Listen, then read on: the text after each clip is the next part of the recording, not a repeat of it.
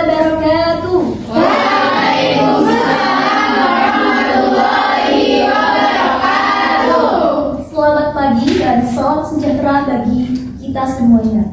Innal hamdalillah nahmaduhu wa nasta'inuhu wa nastaghfiruh wa na'udzu billahi min syururi anfusina wa min sayyi'ati a'malina. May yahdihillahu fala mudilla lahu wa may yudlilhu fala hadiya lahu.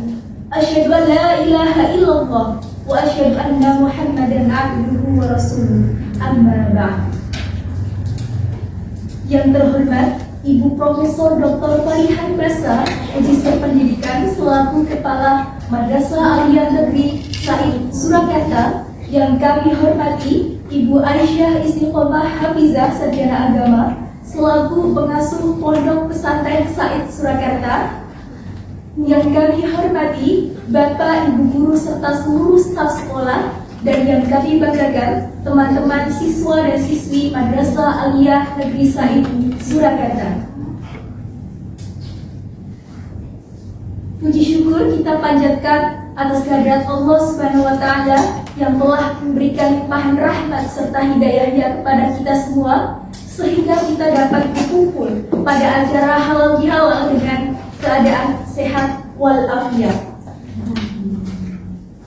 Selawat serta salam senantiasa kita sampaikan kepada Nabi Agung Muhammad Sallallahu Alaihi Wasallam, para keluarga, sahabat, dan pengikutnya.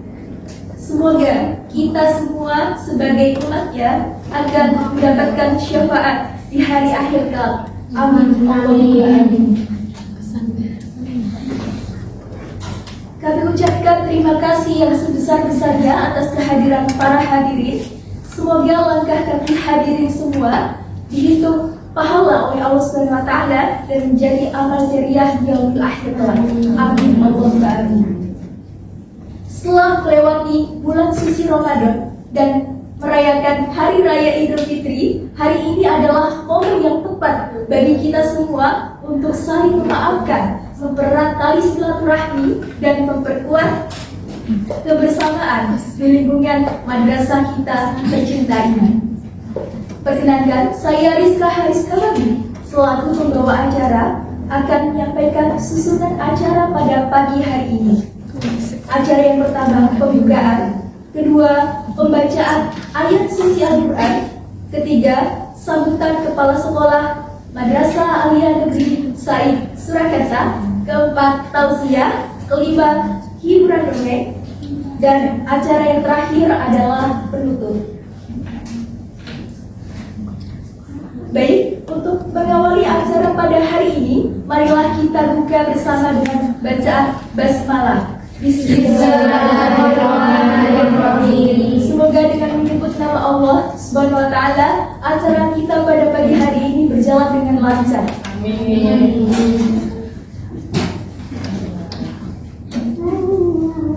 Acara yang kedua, pembacaan ayat suci Al-Quran oleh Saudari Putri Dwi Arjintia. Kepadanya dipersilakan.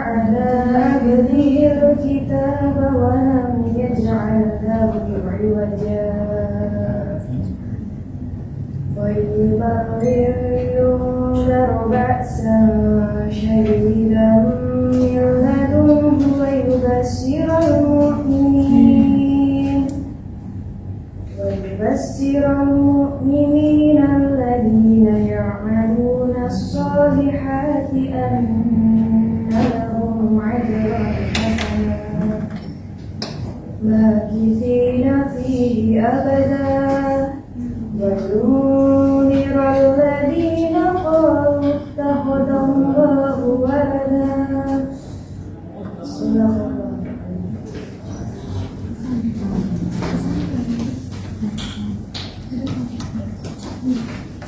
dengan bacaan ayat suci Al-Quran yang telah dilantunkan dapat menambah keimanan kita terhadap Allah Subhanahu wa Ta'ala. Amin ya Allah ya amin. Acara yang ketiga, kita akan mendengarkan sambutan dari Kepala Sekolah Madrasah Aliyah Negeri Said, Surakarta kepada Ibu Profesor Dr. Farihan Basa, Magister Pendidikan. Dipersilakan.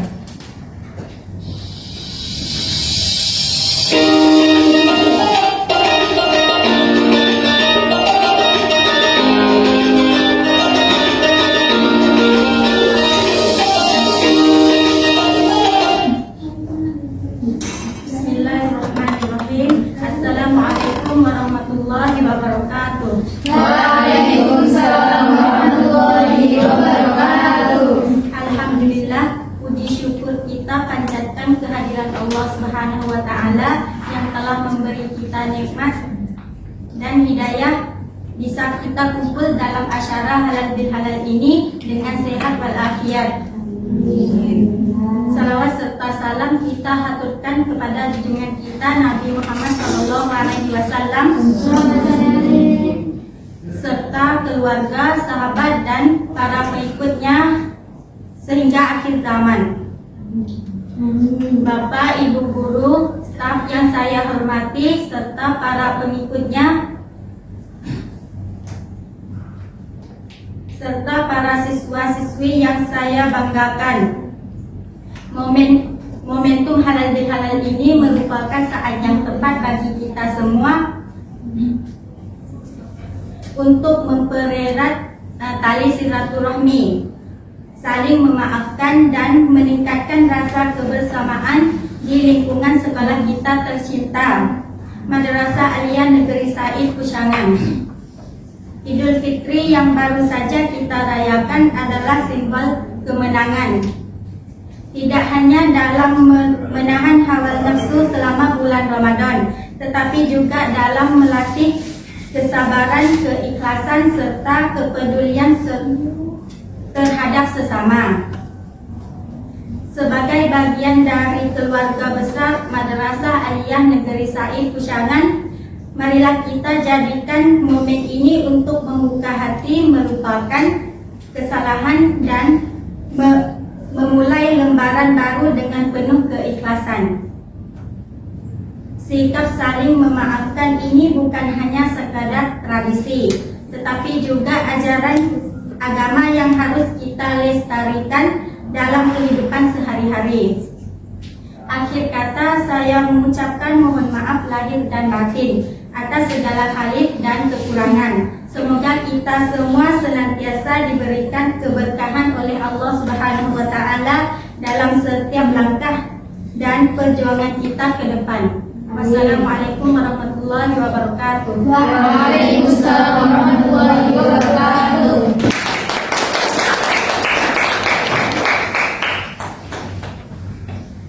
Terima kasih disampaikan kepada Ibu Profesor Dr. Farihan Basa, Magister Pendidikan atas sambutan yang menghormati. Acara berikutnya yakni tausiah atau ceramah yang akan disampaikan oleh beliau Ibu Hajah Aisyah Istiqomah Hafizah, Sarjana Agama yang merupakan pengajar sekaligus pengasuh Pondok Pesantren Said Surakarta. Kepada beliau dipersilakan.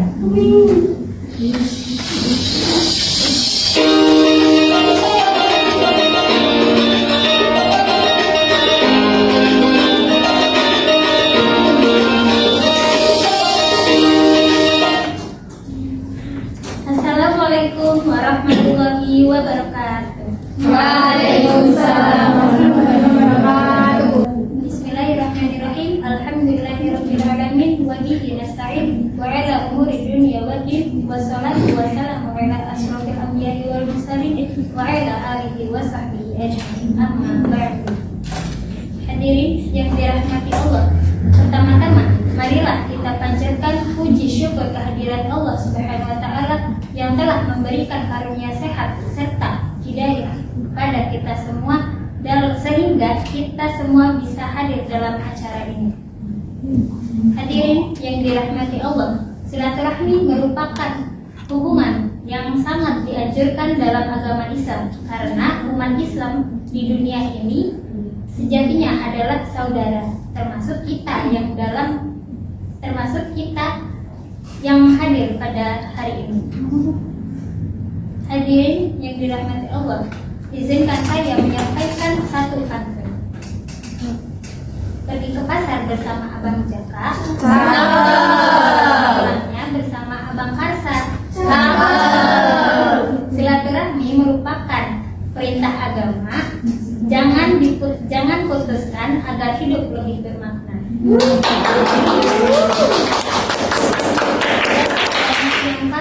Terdapat banyak manfaat untuk menjaga silaturahmi, yaitu diluaskan rezekinya, dipanjangkan umurnya, dan masih banyak lagi. Di momen ini marilah kita saling memaafkan supaya rontok semua dosa-dosa kita.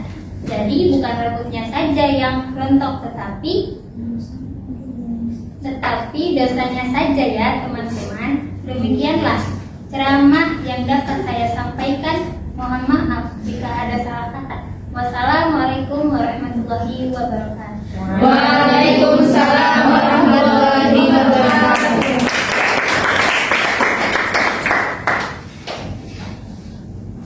Terima kasih disampaikan kepada Ibu Hajah Aisyah Istiqomah Hafizah yang telah menyampaikan tausiah yang penuh dengan hikmah. Semoga kita semuanya dapat mengambil hikmah yang telah diberikan. Amin. Agar suasana semakin ceria, mari kita mendengarkan dongeng yang akan dibawakan oleh saudari Mifta Umi Alfiatur Rohtaniyah, siswi kelas 12 IPA 1. Mifta Umi Alfiatur Rohtaniyah merupakan salah satu siswi Madrasah Aliyah Negeri Said, Surakarta. Mifta berhasil meraih juara 1 lomba storytelling cabang bahasa Indonesia setingkat internasional yang diselenggarakan 2024. Kepadanya disilakan.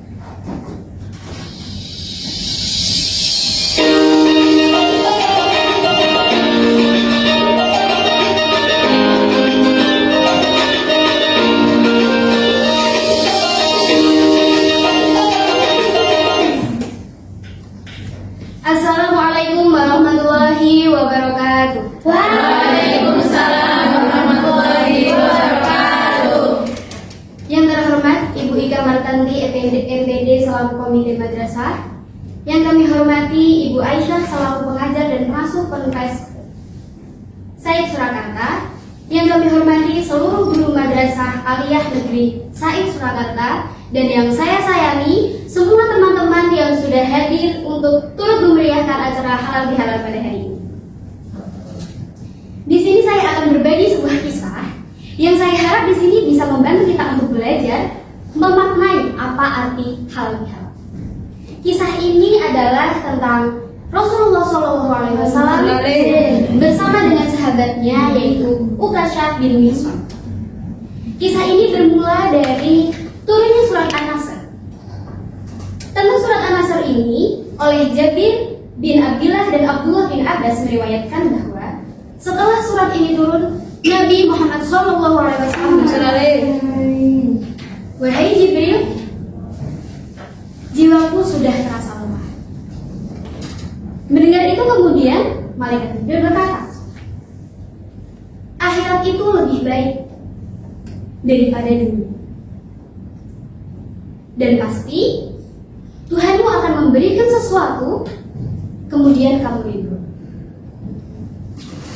Mengetahui itu, lantas Rasulullah SAW memerintahkan Bilal bin Rabah sahabatnya untuk mengumpulkan semua sahabat, semua kaum muslim agar berkumpul di Masjid Nabawi. Setelah semua berkumpul di Masjid Nabawi, Nabi Muhammad kemudian segera naik ke mimbar. Kemudian yang dilakukan Rasulullah pertama kali adalah memberikan pujian kepada Allah Subhanahu wa Ta'ala. Setelah itu Rasulullah memberikan khutbah yang sungguh membuat hati semua para sahabat bergetar.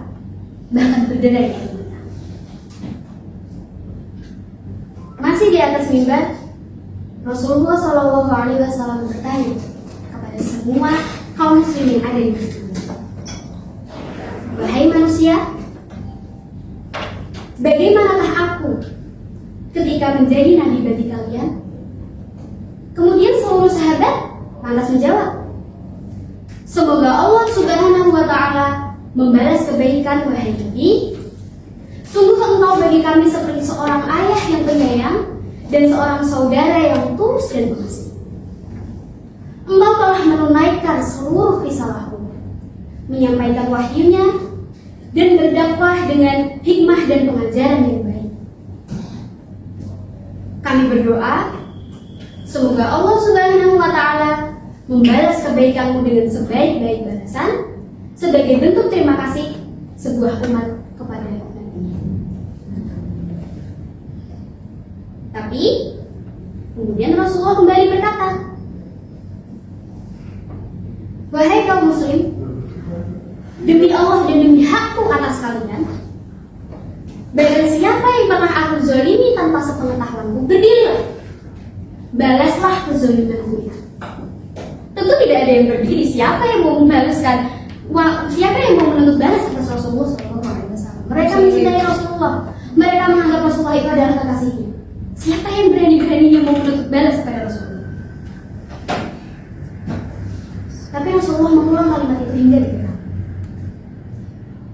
wahai kaum muslim, demi Allah dan demi hakku atas kalian, barang siapa yang pernah aku zalimi tanpa sepengetahuanku, berdirilah, balaslah kezalimanku sebelum aku dibalas di hari akhir.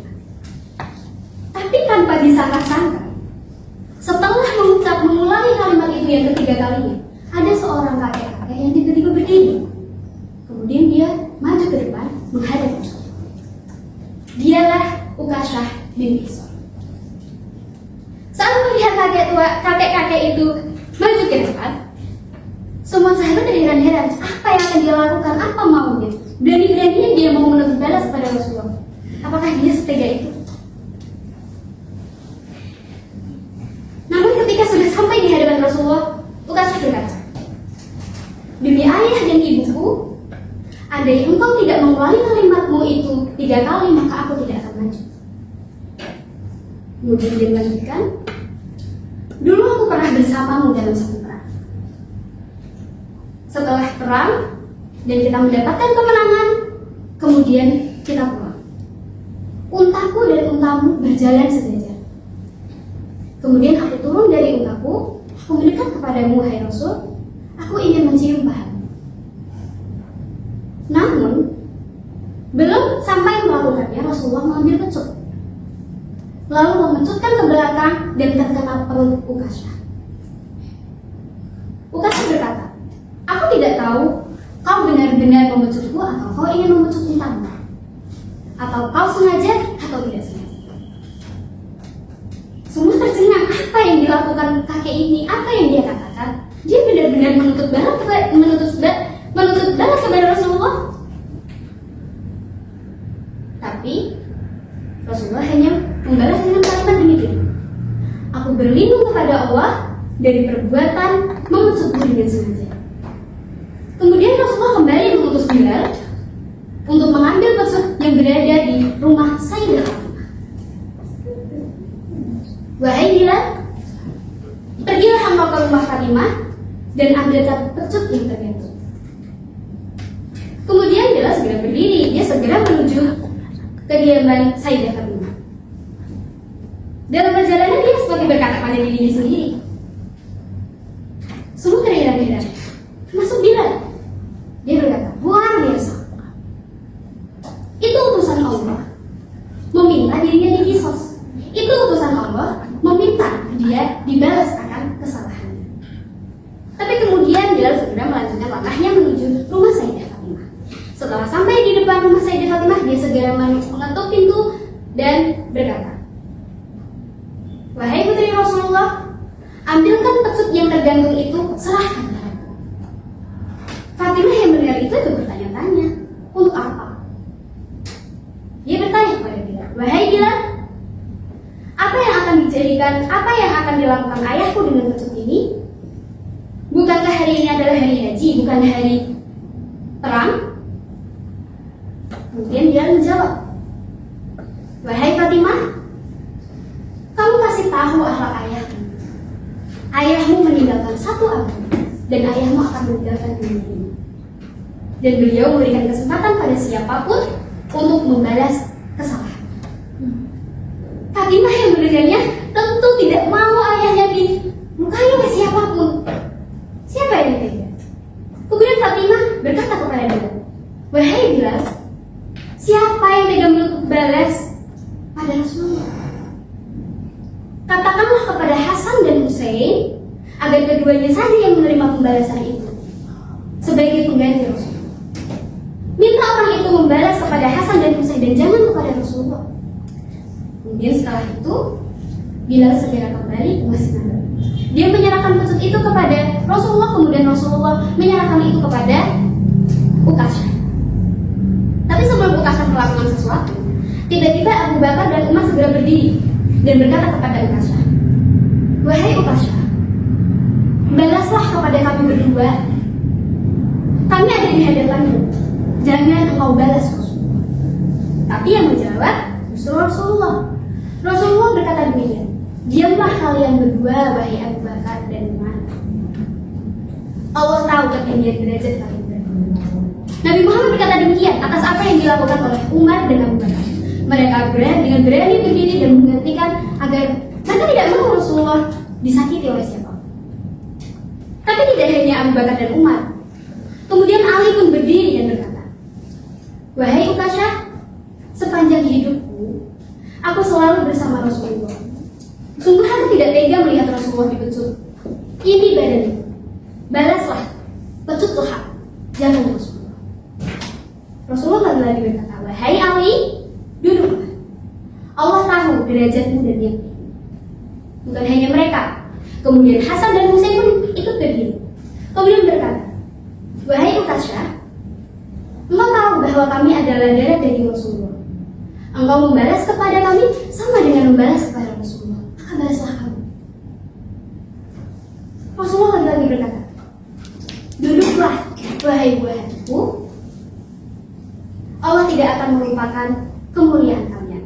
Kemudian Rasulullah kembali beralih kepada Ukasyah lalu berkata, wahai Ukasyah, silahkan, pecutlah. Tapi ternyata tidak sampai di situ Ukasyah. Ukasyah masih kembali bersaksi.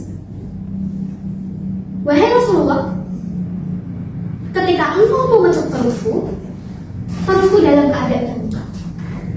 Ukasyah bersaksi bahwa ketika dia terkena pecutan Rasulullah, perutnya dalam keadaan terbuka, tidak dengan sehelai kain. Maka apa yang dilakukan Rasulullah? Rasulullah SAW langsung menyingkap pakaian hingga perutnya terbuka. Melihat itu, jelas para sahabat semakin histeris, mereka semakin menangis sejadi-jadinya.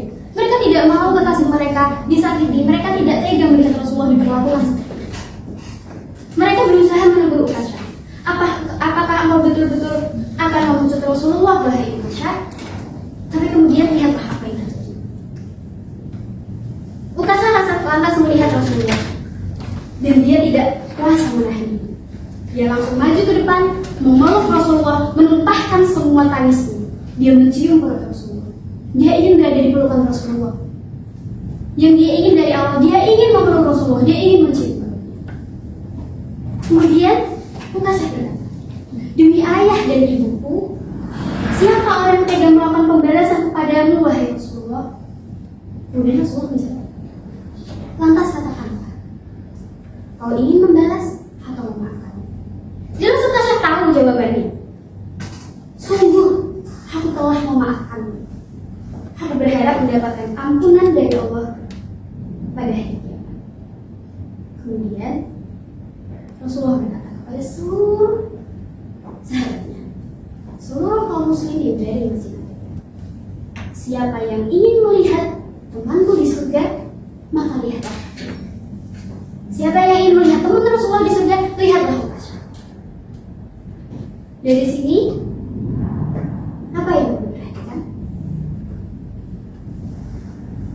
Setelah Setelah mendengar itu, semua kaum muslimin datang kepada Ukasha, lalu menciumi Ukasha, lalu berkata, sungguh beruntung kamu, sungguh beruntung. Kamu mendapatkan derajat yang tinggi, bahkan sejajar dengan Rasulullah di surga. Kemudian, lagi, apa yang perlu kita perhatikan dari kisah ini? Meski Ukasha tidak melanjutkan balasannya, dia tidak jadi membalas Rasulullah, dia melepas pecut yang ada di tangannya, melainkan dia lari memeluk Rasulullah, menangis di pelukan Rasulullah. Tapi yang perlu kita perhatikan di sini adalah bagaimana Rasulullah menyelesaikan suatu masalah.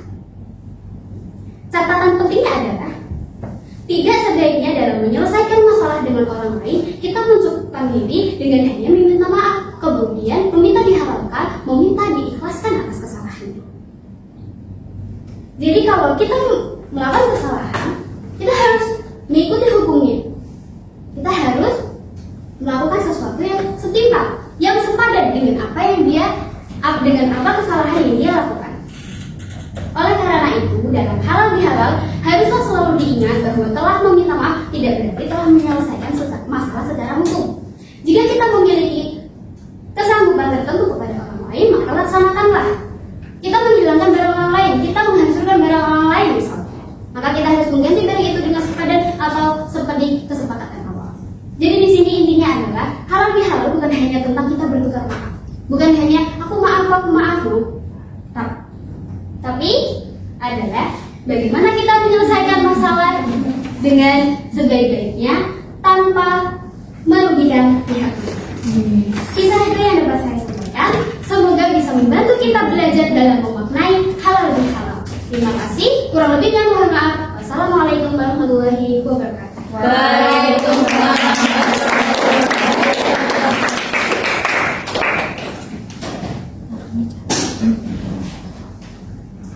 Luar biasa, terima kasih kepada saudari Miftah Alfiat Rahmaniyah atas kisah yang penuh dengan makna dan juga pembelajaran. Tak terasa kita sudah berada di akhir acara. Semoga halal bihalal pada pagi hari ini menjadi ajang untuk memperkuat ukhuwah serta mempererat kebersamaan kita semua. Amin.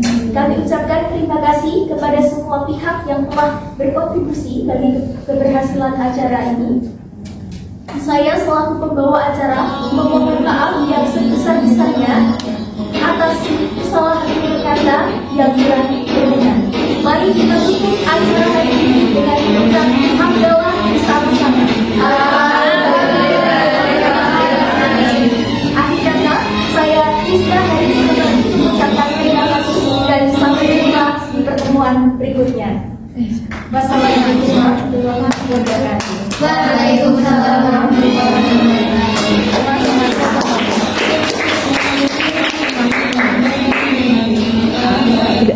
Baik, sekarang saya berada di MAN Said Surakarta, di mana di sini saya tidak hanya sendiri. Saya di sini ditemani oleh dua narasumber. Yang pertama adalah siswi berprestasi di MAN 2 Said Surakarta dan juga salah satu tamu undangan yang datang pada saat acara halal bihalal. Nah, untuk siswi yang berprestasi boleh tahu dengan siapa? Saya Miftah. Oke, Mbak Miftah ya. Dan sebelah kanan saya Amanda. Baik. Jadi di sini ada dua narasumber yang dimana mereka telah menyelenggarakan acara halal bihalal di MAN 2 Said Surakarta. Nah, untuk Mbak Miftah, bagaimana sih perasaan Mbak Miftah setelah tadi kan pada acara halal bihalal kan mendongeng ya di depan. Nah, bagaimana perasaannya?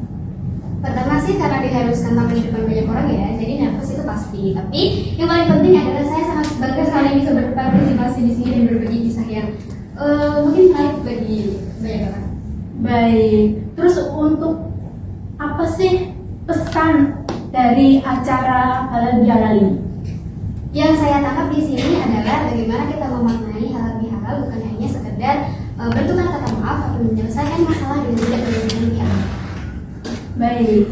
Terus untuk harapannya nih acara halal bihalal ini di Halal Bihalal ini kan diadakan setiap tahun ya. Nah, harapannya apa nih untuk mungkin acara Halal Bihalal di tahun depan?